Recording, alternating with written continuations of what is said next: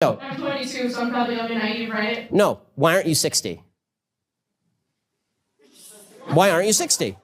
Because it,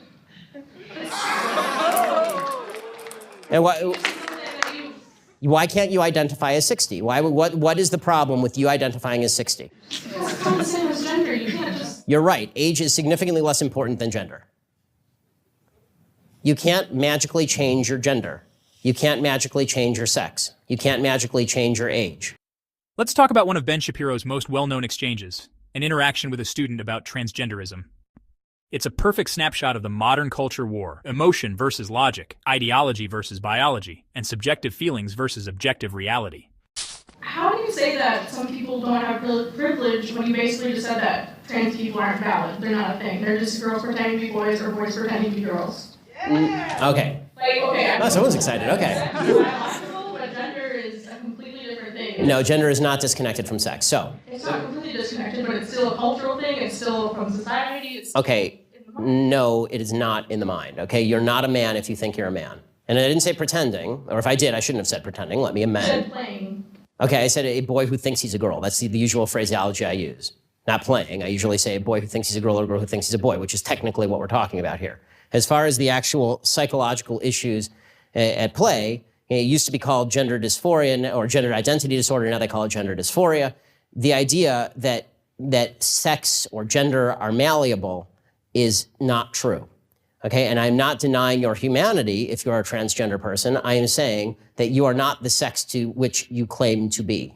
You're still a human being, and you're a human being with an issue that I wish you Godspeed in dealing with in whatever way you see fit. But if you are going to dictate to me that I'm supposed to pretend that men are women and women are men, no. My answer is no. I'm not going to modify basic biology because it threatens your subjective sense of what you are. Let me ask you this. Okay, I won't ask you how old. I will ask you how old you are, okay? Because you're young enough that it's probably not insulting to ask you. So, I'm 22, so I'm probably gonna be naive, right? no, why aren't you 60?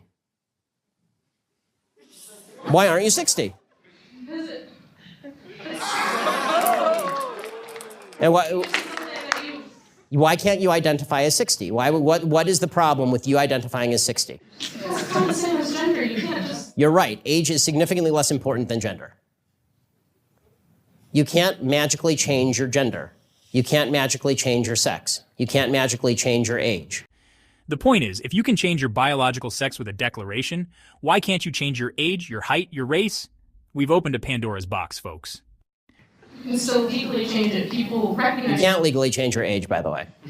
Obviously, you can change your name, you can change your sex, you can change your identity. Just because you can do things legally doesn't mean that they are correct biologically. You could do lots of things in the past that were incorrect biologically and correct legally. For a long period of time in the United States, sterilization of the mentally ill took place. That didn't make it okay. Skinner versus Oklahoma. Justice Oliver Wendell Holmes wrote the decision.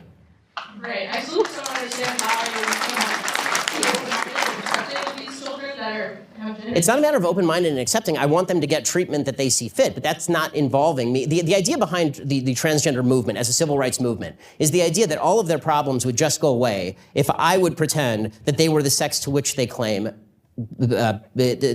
membership. That's nonsense.